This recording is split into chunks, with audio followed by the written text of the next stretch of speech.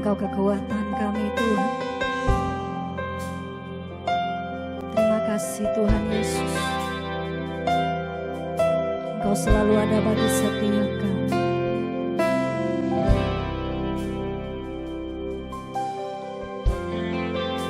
Kekuatan di jiwaku,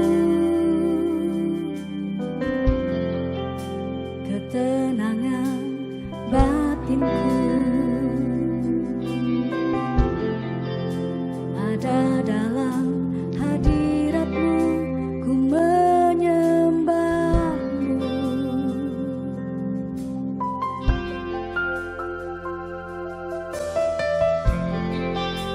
Tersungkurku di kaki-Mu, rasakan hadirat-Mu.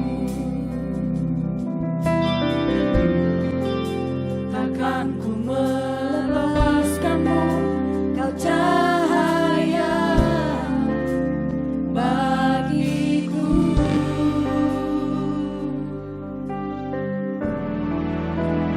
Dirimu seumur hidupku, masuk dalam rencana-Mu Bapa. Pikiranku, kehendakku,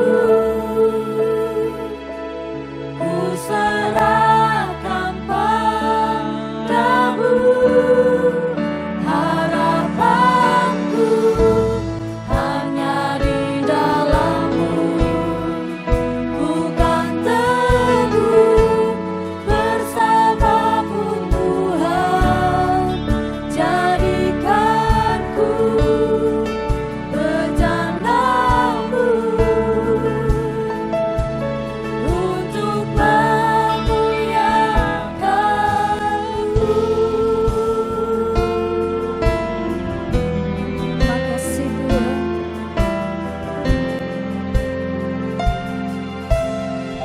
Sama-sama katakan kekuatan jiwa. Kekuatan di jiwaku, ketenangan di dalam batinku ya Tuhan.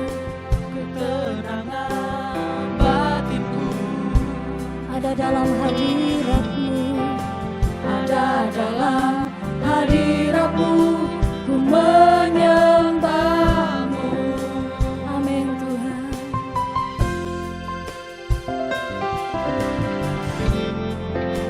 Tersungkurku di kaki-Mu, rasakan hadirat-Mu, rasakan hadirat-Mu. Takkan ku melepaskan-Mu, takkan ku melepaskan-Mu. Kau cahaya bagiku.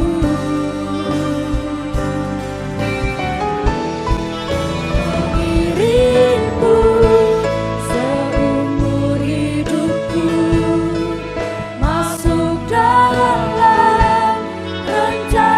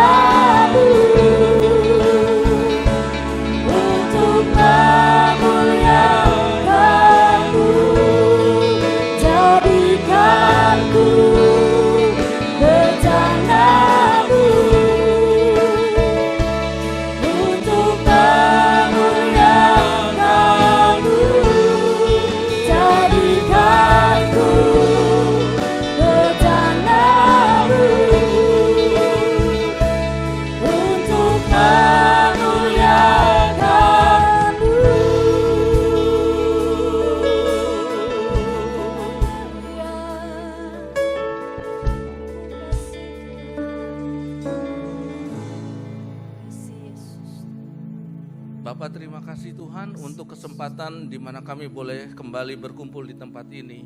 Kami percaya Tuhan, Engkaulah yang mengumpulkan kami sendiri. Engkau yang menggerakkan kami, Engkau yang memberi ilham kepada kami, Engkau yang memberi kesehatan, Engkau yang memampukan kami untuk berkumpul di sini, untuk mendengarkan, memuji, menyembah-Mu dan mendengarkan firman-Mu. Kami percaya Tuhan, dengan pertolongan Tuhan, kami akan pulang dengan kekuatan yang baru. Kami akan menjadi lebih kuat di dalam Tuhan. Kami akan dipulihkan oleh Tuhan dan kami akan sukses mengiring Tuhan, melayani Tuhan dan menggenapi semua perintah-perintah Tuhan.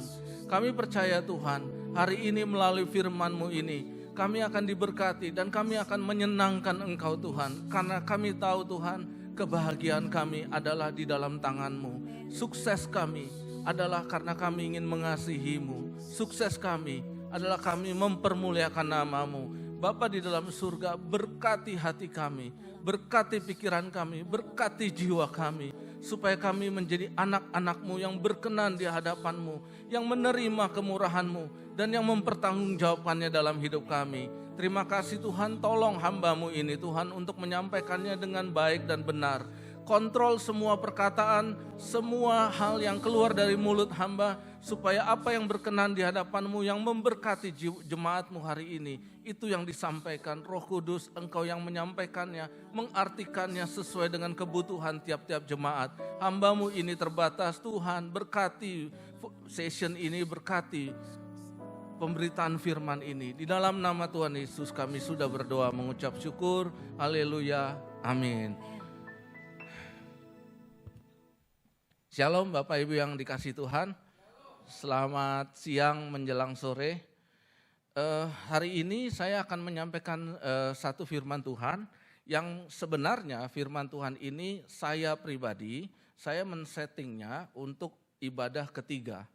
Jadi tadinya saya berpikir mempersiapkan diri pada session yang ibadah kedua ini, firman Tuhannya bukan ini, tetapi ketika dalam penyembahan tadi saya diminta Tuhan untuk tukar, di mana firman Tuhan yang tadinya saya mau sampaikan di session ketiga, Tuhan bilang tukar untuk saat ini. Dan saya berterima kasih karena tadi ibadah pertama Pak Gembala berbicara tentang bagaimana orang hidup kalau dia hidup dengan mendengar orang lain. Hidup berdasarkan apa kata orang. Tetapi Pak Gembala mengatakan bahwa yang paling baik sesuai Alkitab adalah hidup dengan mendengar apa kata Tuhan. Jadi hidup kita tidak boleh didasarkan pada apa kata orang tentang kita, tetapi apa kata Tuhan tentang kita. Itu yang akan sebenarnya saya bicarakan. Jadi saya tidak berjanjian dengan Pak Gembala, tapi firman Tuhan ini sangat berkorelasi. Dan pada waktu penyembahan Tuhan bilang tukar. Nah, hari ini kita akan berbicara tentang satu topik firman Tuhan. Bagaimana kita menjadi makin kuat di dalam Tuhan. Itu yang pertama. Dan yang kedua adalah bagaimana kita yang mungkin jatuh dalam dosa dipulihkan oleh Tuhan. Dan yang ketiga adalah bagaimana dua tipe orang ini pada akhir hidupnya sama-sama sukses menggenapkan hukum Tuhan. Itu yang akan kita pelajari. Bagaimana kita makin kuat di dalam Tuhan, dan bagi kita yang jatuh di dalam dosa, bagaimana kita dipulihkan oleh Tuhan, dan kemudian kita dua tipe ini sama-sama sukses dalam menggenapkan firman Tuhan, sukses dalam hidup. Nah, mari kita buka kitab Mazmur 1, ayat 1, 2, dan 3. Kita baca bersama-sama.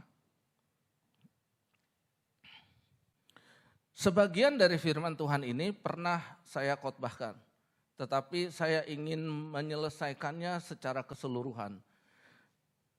Sudah dapat semua? Oh ya, di tayangan sudah ada. Mari kita membacanya bersama-sama. 2, 3.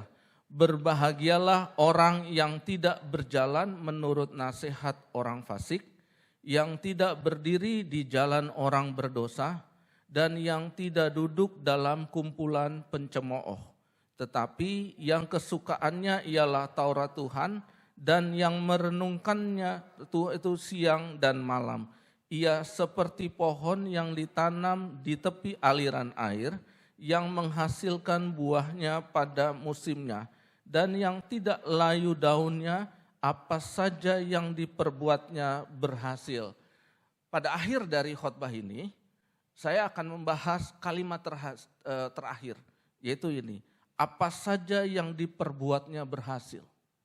Nah, firman Tuhan atau kalimat ini harus dikaitkan dengan kalimat-kalimat sebelumnya, sebab tidak bisa ditafsirkan secara sembarangan, secara sembrono.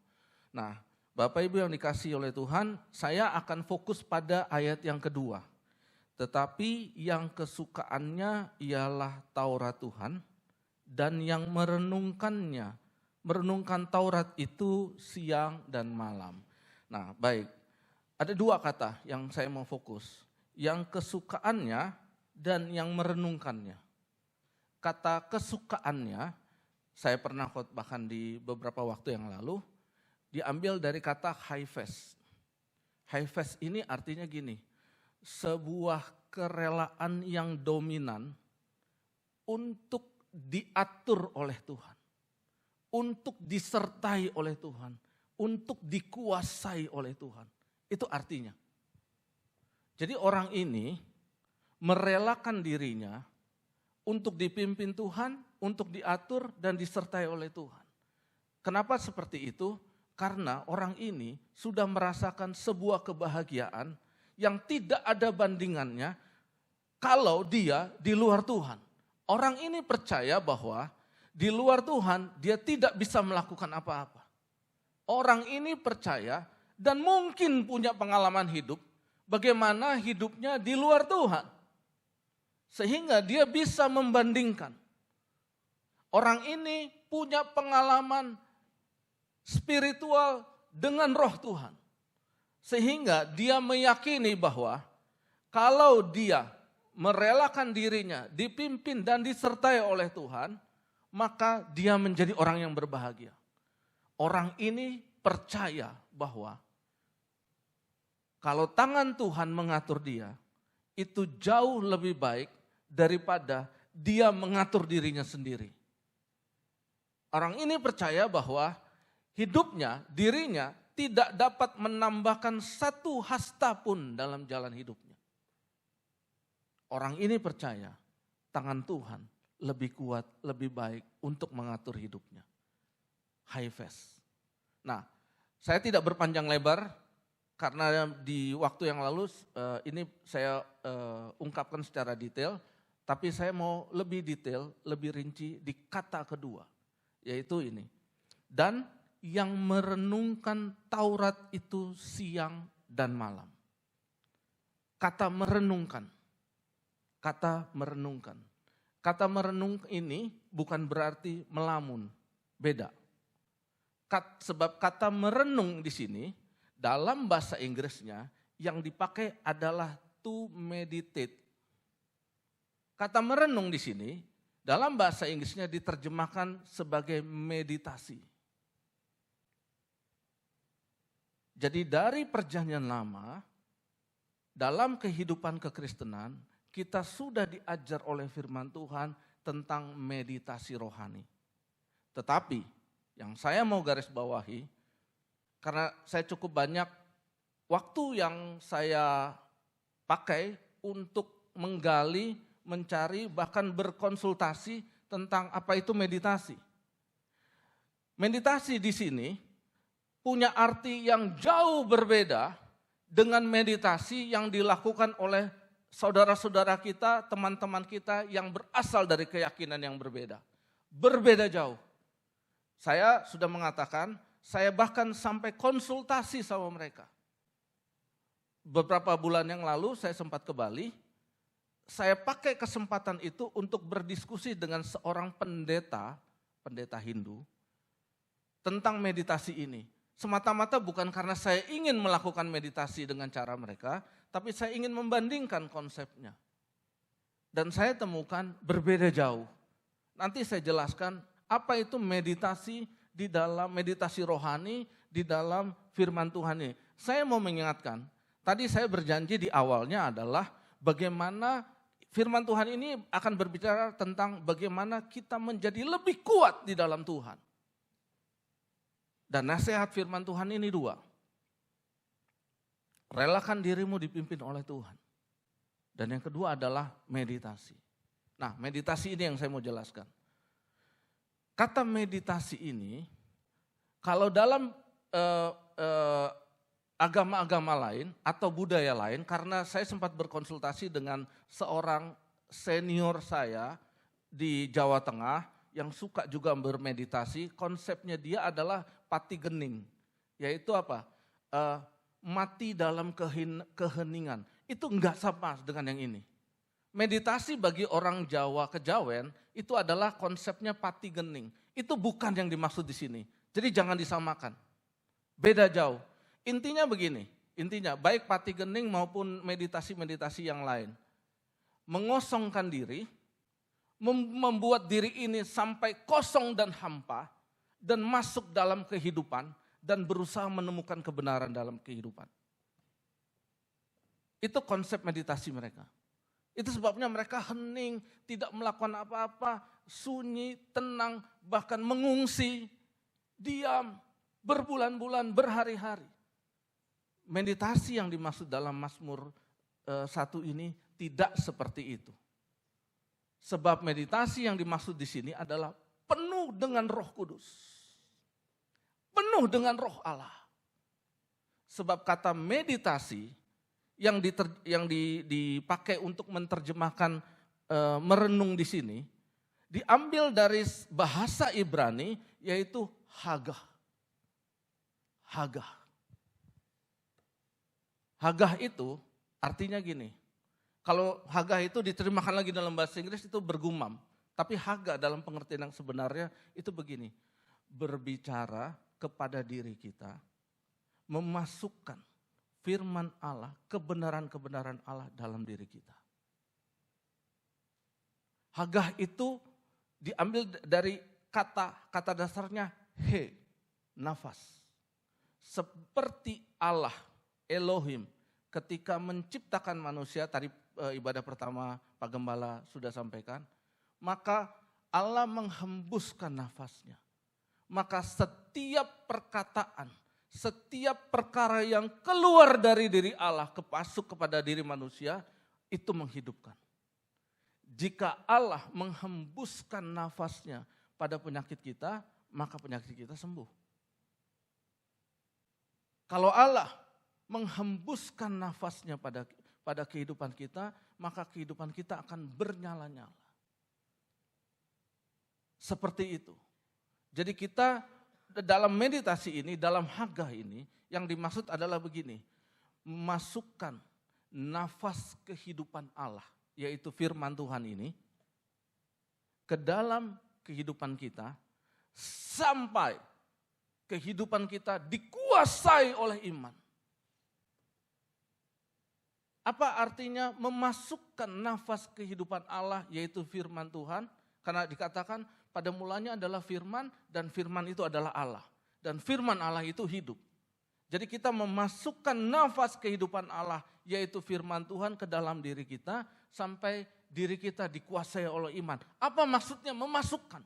Maksudnya begini, kita membicarakan firman dengan diri kita. Kita memerintahkan diri kita untuk menggenapi firman. Kita membicarakan semua penghiburan Tuhan pada kita. Semua janji Tuhan kita bicarakan pada diri kita. Lewat konsep hagah ini, saya baru mengerti, terus terang, saya baru mengerti bahwa kita bisa berbicara dengan jiwa kita. Kita bisa memerintahkan jiwa kita. Segala perkara yang berasal dari Tuhan Alkitab mengatakan itu menghidupkan. Maka diri kita ketika kita melakukan meditasi, maka diri kita menjadi hidup berdasarkan apa perkataan Tuhan. Sebagai contoh, ketika kita dalam masalah, ketika kita tidak tahu harus berbuat apa-apa, dan kemudian kita menyembah Tuhan. Kita berkata pada diri kita, Allahku adalah gunung batuku. Allahku adalah kota bentengku. Aku adalah biji mata Allah. Apapun yang terjadi padaku, aku di bawah kuasa Tuhan. Tidak ada yang dapat menyentuh aku tanpa seizin Tuhan. Aku dapat menanggung segala perkara. Oleh karena Tuhan menguatkan aku. Aku bisa bukan karena aku mampu, tapi karena Tuhan menghendaki aku melakukan.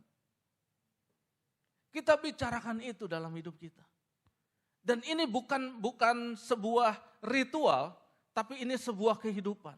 Artinya gini, sambil kita nyetir mobil, macet, daripada kita marah atau berpikir yang lain, lebih baik kita membicarakan firman Tuhan kepada diri kita.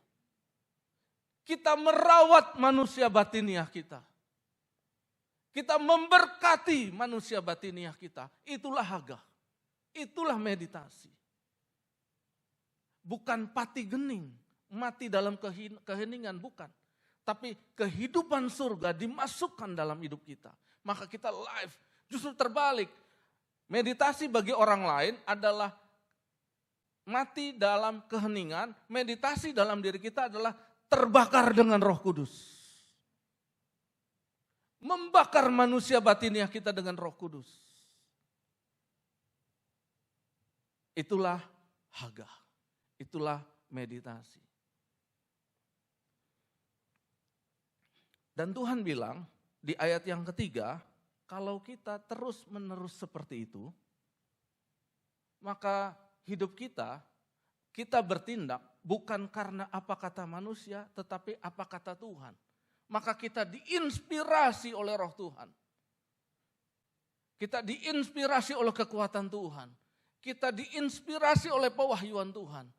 Maka kita melakukannya seperti apa yang menguasai kita. Kalau kita memasukkan perintah-perintah firman Tuhan sampai kita dikuasai oleh iman, maka langkah kita akan dituntun oleh apa yang menguasai kita, yaitu Tuhan, yaitu firman. Itu sebabnya ayat yang ketiga dikatakan begini, apa saja yang kau perbuat pasti berhasil. Karena apapun yang kita perbuat, inspirasinya Tuhan. Kita bertindak bukan dasar apa kata manusia, tapi apa kata Tuhan bagi kita. Kita nggak peduli orang bilang kita, seperti kata Pak Gembala tadi pagi, kita nggak peduli orang bilang kita mampu atau nggak mampu. Kalau Tuhan berkehendak, kita pasti mampu. Dan itulah iman.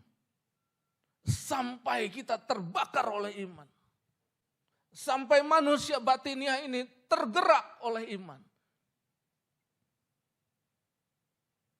Maka kita dikatakan di Alkitab, kita bisa sukses. Pertanyaannya begini, Pak, ada nggak contoh di Alkitab? Orang yang hidupnya sukses,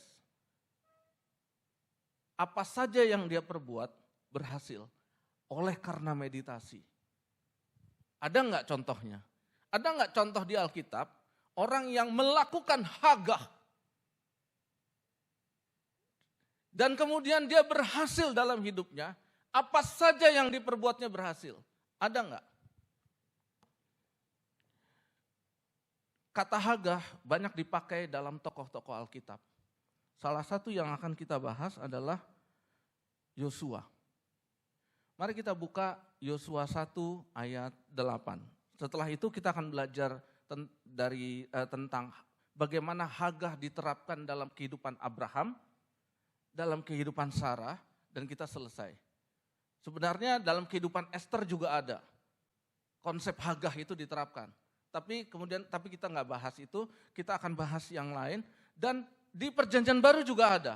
Tapi kita akan kehabisan waktu gitu ya. Kita bisa pulang jam 10 malam, tapi kan enggak begitu. Saya sudah pingsan jam 8 malam, kalau saudara mau jam 10 malam. Mari kita lihat konsep Yosua. 1 Yosua ayat yang ke-8.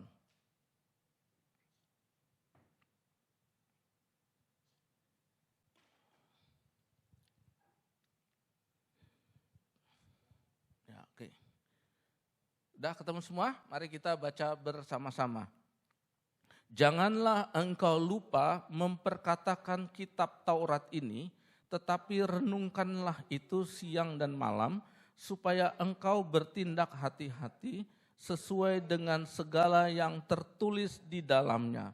Sebab dengan demikian perjalananmu akan... Amin. Nah, Yosua ini, perintah ini datang kepada Yosua setelah Musa mati. Amin. Kemudian dia menjadi generasi penerus untuk masuk ke tanah Kanaan, ya, tanah perjanjian. Nah, ketika Yosua masih kecil, Yosua ikut di dalam rombongan yang keluar dari Mesir ke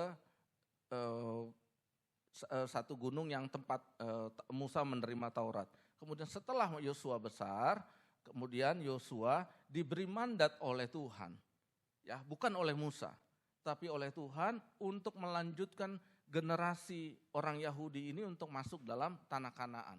Nah, perhatikan, sebelum Allah memerintahkan generasi orang Israel di bawah pimpinan Yosua masuk ke dalam tanah Kanaan, tentu mereka tidak masuk begitu saja seperti orang masuk bioskop, tinggal beli tiket lalu masuk. Enggak. Sebelum masuk tanah Kanaan, mereka harus berperang. Mereka harus berperang dengan musuh yang seperti kata Pak Gembala tadi pagi, dengan musuh yang sama-sama raksasa. Karena orang-orang yang dihadapi oleh Yosua, tipikalnya sama dengan orang-orang yang dihadapi oleh Daud, yaitu Goliat, yaitu manusia raksasa. Apa yang dihadapi Yosua, yaitu orang-orang enak, itu adalah tipikalnya sama, yang tingginya 3 meter juga, orang-orang raksasa juga, seperti yang dihadapi oleh Daud, yaitu Goliat. Nah, yang menarik di sini adalah, perhatikan di sini, sebelum orang Israel menghadapi pasukan orang enak yang tinggi-tinggi 3 meter itu, perintahnya bukan, ayo latihan baris berbaris. Latihan panah-panahan, pedang-pedangan, tembak-tembakan, enggak, bukan. Yang diperintahkan adalah begini, renungkan perkataan firman. Maka Taurat tidak boleh jauh dari mulutmu. Harus diperkatakan dan renungkan. Nah, kata renungkan ini yang dipakai adalah Hagah. Yang dipakai adalah Hagah. Jadi bisa dibayangkan bahwa Yosua akan memimpin sebuah pasukan yang lemah secara fisik, tidak ahli militer, harus berperang, dengan persiapannya adalah merenungkan firman. Hagah. Memperkatakan kepada diri Yosua, sampai Yosua terbakar oleh iman. Itu sebabnya ketika Yosua sudah terbakar oleh iman, hidupnya seluruhnya sudah dikuasai oleh firman, oleh janji-janji Allah, oleh kitab Taurat, maka Yosua tidak ada takutnya lagi. Tapi perhatikan apa yang dilakukan Yosua. Setelah itu, perintah Yosua adalah ayat berikutnya, maka dia memberi perintah kepada pasukannya. Nah, mari kita lihat di ayat berikutnya. Boleh tolong ditampilkan ayatnya. Yosua 1 ayat 9, kalau ayat 10, sorry. Yosua 1 ayat 10.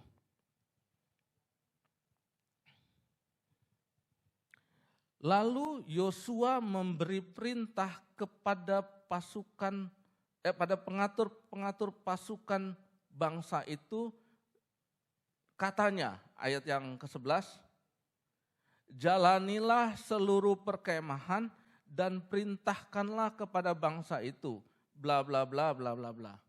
kata perintahkan, perintahkan itu artinya yang dipakai kata yang dipakai adalah mengimpartasikan kekuatan. Jadi apa yang sudah Yosua punya, yaitu dikuasai oleh iman, kemudian Yosua bagikan itu kepada seluruh pasukannya, dan seluruh pasukannya diminta membagikan juga kepada seluruh bangsanya. Sehingga mereka semua satu hati, dikuasai oleh iman. Dan mereka berhasil mengalahkan orang-orang Enak. Jadi ini adalah contoh, Yosua ini adalah contoh bagaimana orang yang taat melakukan meditasi, taat memasukkan perintah Allah ke dalam dirinya, taat dalam membangun hidupnya dengan Tuhan, membangun hubungannya dengan Tuhan, dan dia sukses. Yosua itu berasal dari dua kata, Yeho dan Yasuah. Yeho, Yasuah. Yeho itu berarti Allah, Tuhan. Yasuah itu artinya pembawa keselamatan.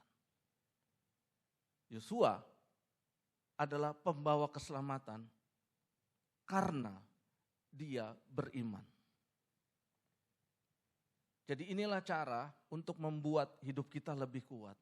Hari-hari kita menghadapi begitu banyak tantangan, begitu banyak persoalan, dengan persoalan yang tiba-tiba bisa terjadi. Saya tidak bisa membayangkan kalau kita tidak punya hubungan relationship yang kuat dengan Tuhan. Saya tidak bisa membayangkan. Kita coba lihat Ibrani 12, Amsal 15 ayat 28.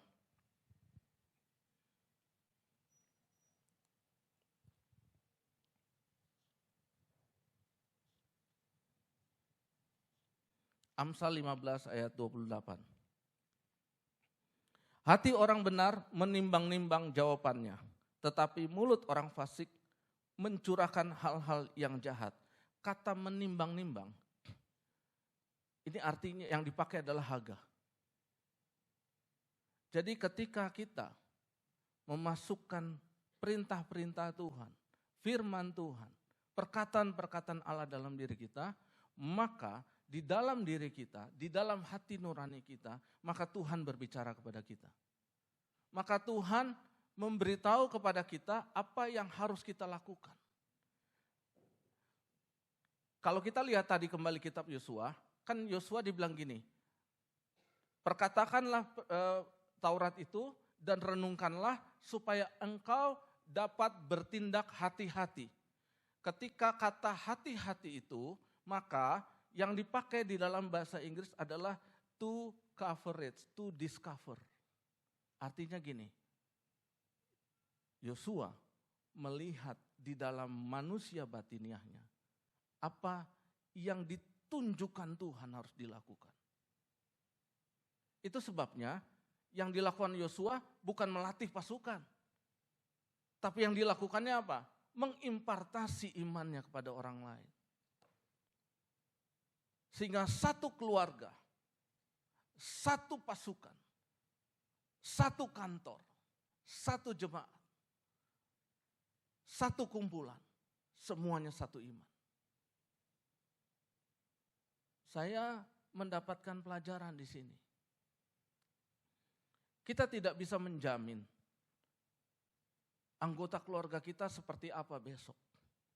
Tapi kita bisa memulai ini dalam hidup kita. Kita menjadi kuat dan terbakar dengan iman, dan kemudian kita impartasikan kepada anggota keluarga kita. Cuma itu caranya, supaya kita menjadi lebih kuat. Yosua mempraktikkan itu. Abraham, ini buat saya sangat menarik. Abraham, awalnya namanya Abram, ya. Berasal dari kata Abiram. Abiram. Abi itu artinya bapa, makanya orang Yahudi kan bilang Aba kan. Kalau orang Arab bilang Abi, memang bapa. Berasal dari kata Abiram. Ram itu adalah mulia. Jadi Abram, arti nama Abram, dan ini menjadi sifat Abram, adalah pribadi yang mempermuliakan Allah. Bahasa Inggrisnya exalted God. Exalted Father. Abi, Father, Ram itu exalted. Exalted Father. Abram itu artinya pribadi yang mempermuliakan Allah.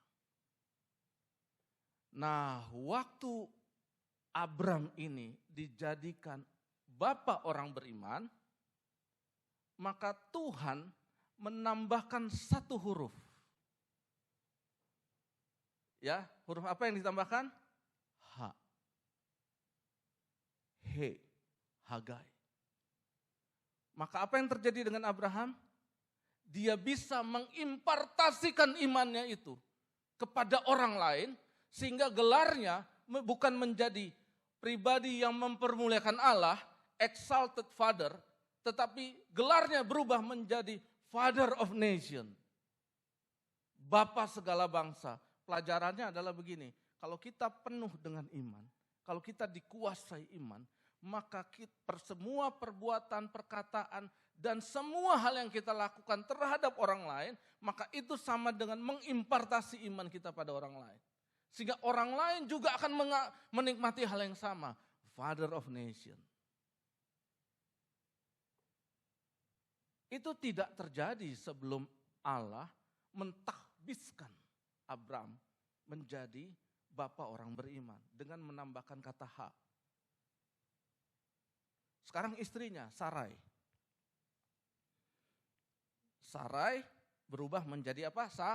Sarah. Sarai. Sarai itu berarti the ruler princess. Pangeran yang mengatur. Itu sebabnya Sarai itu adalah pribadi yang dominan. Dia istri yang dominan. Maka dia bilang begini, karena saking dominannya, dia yang ngatur rumah tangga, bukan si Abram. Maka Sarai bilang begini, Abram, lu gak bisa ngambilin gua, ini ada pembantu, masuk kamar pembantu. Abram, orang yang mempermuliakan Tuhan, senangnya mempermuliakan Tuhan, dia gak suka ribut sama orang lain. Ya kan kita sering lihat pribadi yang seperti ini kan, senangnya mempermuliakan Tuhan, gak suka ribut sama orang lain, akhirnya apapun yang diperbuat orang lain dia terima. Itu tipe Abram. Maka waktu Sarai sebagai pribadi yang dominan yang mengatur, saya lagi bicara Sarai ya, bukan bicara pasangan kita. Saya lagi bicara Sarai. Jadi jangan ada yang tersinggung. Sarai pribadi istri yang dominan, maka dia mengatur Abram. Abram, lu gak bisa ngambilin gua, masuk kamar pembantu. Abram, jangan pakai baju itu gak bagus. Abram, jangan pakai sepatu itu gak bagus. Abram, jangan pergi ke situ, lu pergi mesti sama gua. Abram, lu semua diatur oleh Sarai. Semua diatur oleh Sarai. Bahkan Sarai juga yang mempengaruhi Abraham ketika Abram harus menerima utusan malaikat. Apa yang terjadi? Sarai tertawa. Abram diam. Karena si pengaturnya tidak setuju. Maka dia terpengaruh. Tapi apa yang terjadi ketika Sarai ditambahkan huruf H oleh Tuhan menjadi Sarah? Dia menjadi istri yang mengasihi suaminya. Berubah total. Mau berubah? Meditasi. Meditasi. Kalau kita punya temukan bahwa kita punya kelemahan, meditasi. Meditasi. Jangan hanya bergantung atau jangan mengandalkan penumpangan tangan orang lain. Andalkan Tuhan. Andalkan Tuhan. Gimana caranya? Punya hubungan dengan Tuhan. Punya hubungan dengan Tuhan. Kita bisa direstorasi sendiri kok. Sebab Tuhan itu sangat maha kuasa. Yang Tuhan minta adalah restorasi. Perintahkan dirimu untuk direstorasi. Sarai menjadi Sarah. Abram menjadi Abraham. dan banyak lagi. Saya masuk pada penutup. Yosua, Abram, Sarah, semua adalah contoh orang-orang yang berhasil karena meditasi, karena Hagar. Mari kita masuk dalam penutup. Ia seperti pohon yang ditanam di tepi aliran air, yang menghasilkan buahnya pada musimnya dan yang tidak layu daunnya. Apa saja yang diperbuatnya berhasil. Saya ingin menggarisbawahi, apa saja yang diperbuatnya berhasil. Saya ingin menggoda dengan sebuah pertanyaan. Betulkah kita, kalau kita jadi anak Tuhan, ya, kita cinta Tuhan, maka apapun yang kita kerjakan pasti berhasil? Betulkah? Saya pribadi mengalami banyak kegagalan dalam hidup. Banyak, bukan banyak lagi, banyak. Dan itu membuat saya menjadi sangat mendalami kalimat ini. Sebab yang menggoda saya tuh begini, masa iya sih firman Tuhan salah? Gak mungkin firman Tuhan salah. Tapi ketika dihadapkan pada hidup saya dan saya juga melihat orang lain, banyak anak-anak Tuhan, banyak hamba Tuhan yang juga gagal dalam hidupnya, walaupun kemudian dia berhasil. Tapi kan kata Alkitabnya ini apa saja. Apa saja is apa saja. Whatever is whatever. Kalau begitu bagaimana kita mengartikan ini? Itu membuat saya menjadi sangat merenungkan firman ini. Firman ini menjadi menggoda saya bertahun-tahun. Saya harus jujur. Sampai saya temukan pengertiannya. Sukses di mata Tuhan itu bukan kepemilikan. No. Kalau kita artikan kepemilikan, maka kita temukan bahwa firman Tuhan ini tidak benar. Tapi memang firman Tuhan ini, apa saja yang kamu perbuat berhasil, ini bukan bicara tentang kepemilikan. Sukses di mata Tuhan bukan kepemilikan. Saya merenungkan firman ini ke bawahnya sampai ke ayat-ayat berikutnya. Saya temukan begini. Kita diajar oleh firman Tuhan untuk memperbaiki hubungan kita dengan Tuhan. Itu sukses yang pertama. Sukses yang pertama, pada tataran pertama dan yang paling penting dan yang terpenting adalah sukses dalam memperbaiki relationship kita dengan Tuhan. Sukses yang kedua adalah memperbaiki dengan Tuhan dan firman-Nya ya. Maka kita harus merenung, melihat diri kita. Kita suka gak sih merenungkan firman Tuhan? Kita suka gak sih memasukkan firman Tuhan dalam hidup kita? Itu relationship. Kalau kita belum suka, belum rindu, belum lapar banget mengenai hal itu, dan lapar dari waktu ke waktu, belum konsisten, maka kita belum sukses dalam relationship ini. Sukses yang kedua, relationship yang kedua adalah hubungan kita dengan pekerjaan Tuhan. Works of God.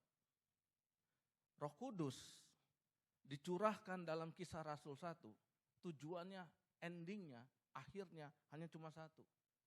Supaya Petrus bisa berdiri dan berkhotbah 3.000 orang bertobat.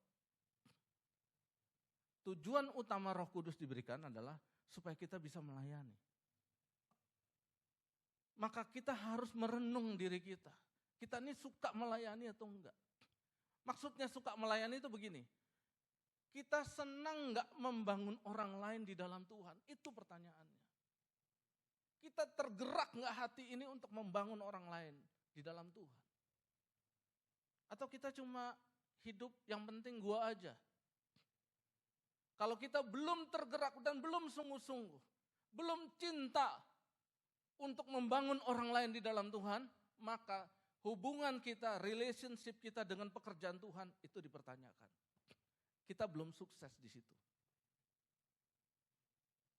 Sukses dalam tataran ketiga adalah relationship kita, hubungan kita dengan orang lain.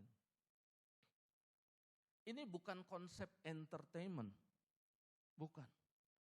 Sukses dalam hubungan dengan orang lain bukan kita mengentertain, menghibur orang lain, bukan. Tapi yang saya temukan konsepnya ini, nice and truth. Menyenangkan dan benar. Kata menyenangkan, kita harus punya empati dan simpati pada orang lain. Sehingga kehadiran kita dirindukan. Kehadiran kita berguna buat orang lain. Empati dan simpati. Dan benar. Artinya gini, orang tidak temukan kita menganjurkan hal-hal yang keliru. Orang tidak temukan kita untuk menganjurkan jangan melayani. Orang tidak temukan kita menganjurkan korupsi. Orang tidak temukan kesaksian hidup, kita ngawur di dalam hidup ini. Itu kebenaran. Jadi relationship kita dengan orang lain adalah kita membangun hubungan dengan orang lain dalam nice and truth. Kita tidak menjadi penghasut bagi orang lain. Kita tidak menjadi penghalang kemajuan buat orang lain. Kita tidak menjadi batu sandungan buat orang lain. Kalau kita sudah benar di situ, dan tentu ini harus diperjuangkan, maka kita sukses dalam tataran yang ketiga. Tataran yang keempat, yang terakhir. Relationship kita dengan pekerjaan. Dengan bisnis, dengan pekerjaan. Kalau kita mencintai pekerjaan kita, seperti kita melayani Tuhan, maka relationship kita dengan pekerjaan sudah benar. Apakah itu ibu rumah tangga, pendoa, apapun. Businessman, investor, pemain saham, pemain forex, pemain apapun, pemain batu bara atau apapun. Kita melakukan pekerjaan kita seperti kita melayani Tuhan, maka itulah relationship yang benar dengan pekerjaan. Kalau kita benar dalam relationship dengan Tuhan, dengan pekerjaan Tuhan, dengan sesama kita, dengan pekerjaan kita, itulah yang dibilang sukses. Sukses di dalam Tuhan, dalam Mazmur 1 ini, berbicara tentang relationship. Bukan ownership. Maka kepemilikan adalah akibat relationship tadi. Kalau kita benar dengan dalam hubungan kita dengan Tuhan, dengan orang, dalam pekerjaan kita lakukan dengan benar. Masa sih orang gak gaji kita? Masa sih orang gak ngangkat kita jadi pemimpin? Masa sih orang gak nyari kita? Masa sih uang gak nguber kita? Maka ownership adalah akibat relationship. Tapi dunia ini menyesatkan kita. Dunia ini menawarkan satu konsep sukses yang fokus pada ownership, kepada kepemilikan. Maka kita jadi sesat. Kalau sukses diartikan dengan kepemilikan, kita lihat yang terjadi adalah orang berantem rebutan kursi. Orang berantem rebutan jabatan. Bahkan yang lebih gila lagi, orang berantem rebutan mimbar. Karena ownership. Fokusnya pada ownership, pada kepemilikan. Padahal Tuhan bilang, carilah dahulu kerajaan Allah dan kebenarannya. Itu relationship. Maka segalanya akan ditambahkan kepadamu. Itu kepemilikan, ownership. Setan dan dunia ini mengalihkan fokus kita. Konsep sukses kita difokuskan pada ownership. Bukan. Kita berantem, kita ribut. Tapi kalau kita difokuskan pada relationship, kita memberkati. Kalimat penutup saya. Kata apa saja yang kamu buat berhasil, itu artinya gini. Apa saja yang kamu lakukan, yang saya lakukan untuk memperbaiki relationship kita, mau dengan Tuhan kek, mau dengan pekerjaan Tuhan, mau dengan sesama kita, mau dengan pekerjaan kita. Apa saja yang saya lakukan untuk memperbaiki relationship ini, dihargai oleh Tuhan. Itu berhasil. Apa saja. apa saja yang kita perbuat untuk memperbaiki relationship kita, dihargai Tuhan, dikirbatnya. Tidak ada yang berlalu dengan sia-sia.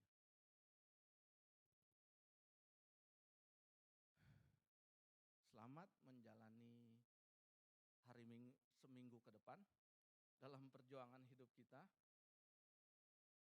dengan memasukkan firman Tuhan dalam manusia batiniah kita, supaya kita bisa memperbaiki relationship kita dan kita menjadi sukses di dalamnya.